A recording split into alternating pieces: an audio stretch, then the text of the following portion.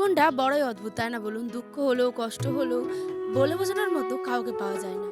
আর দরজা বন্ধ করে ঠিক কান্নাগুলোকে আমরা তখনই বলি, "এই তো আমি বেশ ভালো হয়েছি।" মানিয়ে নেওয়ার চেষ্টা করি জীবনের সাথে, সাথে।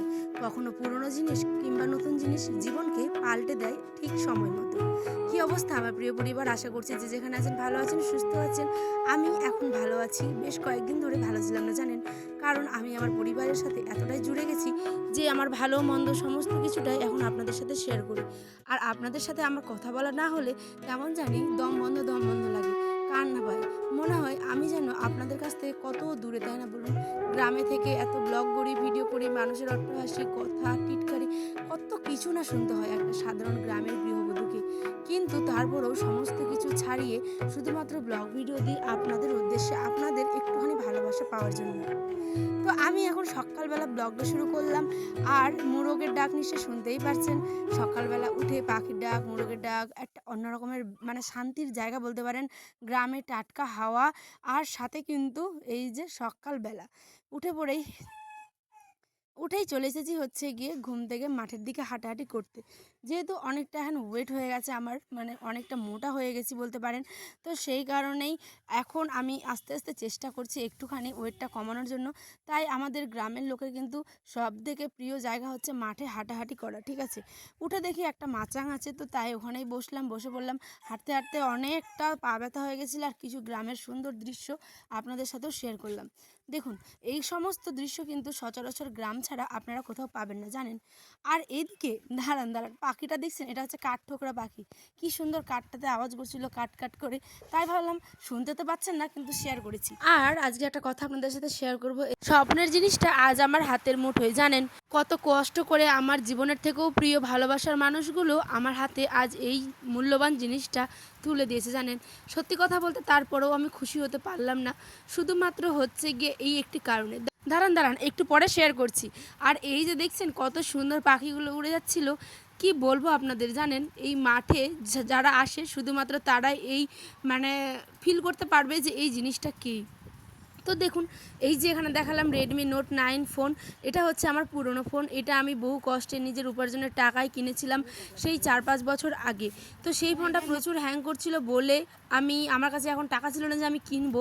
তো আমার ভালোবাসার যেখানেই থাকেন মানুষেরা অনেক বলতে ভালো আমার থাকেন, বাবা সুস্থ মা আর থাকেন, আমার আপনার মানে আত্মার হাসবেন্ড শান্তি কামনা করি। আমার হাতে এখন নতুন একটা ফোন দিয়েছে, কিন্তু আমি মন একটা দিন থেকেও যেতে খুশি না হতে মানে পারিনি, হবে, জানেন? তাই না বলুন? কারণ আমি নিজে উপার্জন করি না। এটাই হচ্ছে আমার জীবনের সবথেকে বড় দুঃখ, জানেন? আমি চাই না কারো কাছে বোঝা হতে। আমি কেন, আমার মতো প্রত্যেকটা মেয়েও নিশ্চয়ই এরমই মনে করেন। প্রত্যেককে নিজের নিজের উপার্জন করলে দেখবেন নিজের হাত আর পায়ের মাটিটা ঠিক যেমন শক্ত হয়, তেমন স্বনির্ভরশীল লাগে না? নিজের ইচ্ছে মতো বাবা মাকে দেওয়া, এটা সেটা কত রকমের একটা মেয়ের স্বপ্ন থাকে। তো আমারই ঠিক তেমন, কিন্তু আমি সেটা পূরণ করতে পারছি না। ওরাই আমাকে উল্টে আমার স্বপ্নের জিনিসগুলো আমাকে আস্তে আস্তে করে গড়ে দিচ্ছে, জানেন? তো এই কারণেই আমার মনটা খারাপ, কিন্তু কি আর করা যাবে? আমি উপরওয়ালার কাছে হাত তুলে সবসময় আমাকে নিজে কিছু করার শক্তি দাও। তো আল্লাহ নিশ্চয়ই আমার কথা শুনবে, তাই না বলুন? আর এই যে আমি এখন কি বলবো বলুন, আর কিছু ভাবতেই পারছিলাম না। অনেক কান্নাকাটি করছিলাম, দরজা বন্ধ করে, ভাল লাগছিল না। আমি সারপ্রাইজ হয়ে গেছিলাম পুরো এই ফোনটা দেখে। তো নতুন ফোনটা আমি মানে পেয়ে তো খুশি হব, এটা স্বাভাবিক, কিন্তু দুঃখও হচ্ছিল, জানেন? এতগুলো টাকা মানে সত্যি কথা বলতে টাকার কথাটা যদি বলতে পারতাম তাহলে কিন্তু জানিয়ে দিতাম। তো কি আর, এখন রান্নাবাড়ি বসাই, পুরোনো ফোনটাকেও আগলে রাখবো, নতুনটাকেও আগলে রাখবো, দুটোকে নিয়েই চলবো।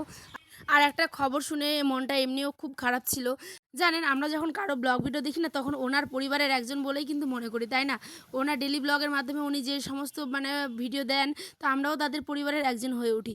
তো এই করে করেই আমি এপি ব্লগের যে প্রিয়দির ভিডিও দেখতাম এর আগে, তো জানেনই যে উনি হচ্ছেন আমার ইন্সপিরেশন। ওনার জন্য আমি ব্লগ ভিডিও করার সাহস পাচ্ছি। আর আমার স্বামী, এই দুজন মানুষের জন্য। তো ওনার শ্বশুরমশাই বেশ কয়েকদিন হলো মারা গেছেন। আমি ওনার আত্মার শান্তি কামনা করি। তো আমার সত্যি বলছি মন থেকে অনেক কান্না করছিলাম। তো কি করব বলুন? আমার যদি উপায় থাকতো আমি তো যেতাম, কিন্তু যেতে তো পারবো না। অনেকটা দূর, প্রিয়াদির বাড়ি যেহেতু কোচবিহার, আমার বাড়ি হচ্ছে উত্তর দিনাজপুর। তো অনেকটা ডিস্টেন্স, তাই আমি ভিডিওর মাধ্যমে বলছি মানে আপনারা পরিবারের সকলে ভালো থাকবেন, সুস্থ থাকবেন। জেঠিমাকে সাবধানে রাখবেন। আর জেঠুমশাইকেও মানে অনেক, অনেক কি বলবো বলুন? আ ভাষা খুঁজে পাচ্ছি না আমি। একদিন তো মানুষকে যেতেই হবে। এই চিরসত্যটা তো আমাদের মানে মেনে নিতেই হবে, তাই না? সে মানে যে কিছুই হোক। তো আমার ভাষা হারিয়ে যাচ্ছে কথা বলার, আমি আর কোনো মানে কিচ্ছু পাচ্ছি না। আমি ব্লগটাও বেশি বড় করছি না। সকলে ভালো থাকবেন, সুস্থ থাকবেন। আর বিশেষ করে প্রিয়াদি, তুমি যদি এই ব্লগটা আমার দেখো তাহলে অবশ্যই প্লিজ একটা কমেন্ট বা লাইক করো, তাহলে আমি অনেক, অনেক খুশি হই। আমার ব্লগ আমি যখন আগে তোমার ব্লগ দেখতাম আর তুমি আমাকে রিপ্লাই করতে, আমি দৌড়ে গিয়ে মাকে বলতাম জানো যে, "মা প্রিয়াদি আমাকে রিপ্লাই করেছে।" তো এতটাই আনন্দ হতো তোমার একটা রিপ্লাই। তো যাই হোক, আমিও চেষ্টা করছি তোমার মতো সুন্দর, সুন্দর ব্লগ দেওয়ার। তোমার মতো কোনোদিনও হয়ে উঠতে পারবো কিনা আমি জানি না, কিন্তু চেষ্টা করব। একটা ইউটিউবার হয়ে একজন ইউটিউবারের পাশে থাকবো, অনেক ভালোবাসা দেবো, এটা তো স্বাভাবিক, তাই না বলুন? তো বন্ধুরা, আমার পরিবারের প্রত্যেককে আমি অনেক, অনেক ভালোবাসা জানিয়ে আজকের ব্লগটা শেষ করছি। দেখা হবে অন্য একটি ব্লগে ঠিক নতুন দিনের সাথে, নতুন দিনে সমস্ত কিছু ভালো কিছু নিয়ে। আর হ্যাঁ, কোন ফোন নিচ্ছি সেটা জেনে যাবেন না। আমার ফোনটার নাম হচ্ছে Samsung Galaxy A16। তো আজ এই পর্যন্ত, দেখা হবে অন্য একটি ব্লগে বন্ধুরা। আল্লাহ হাফেজ।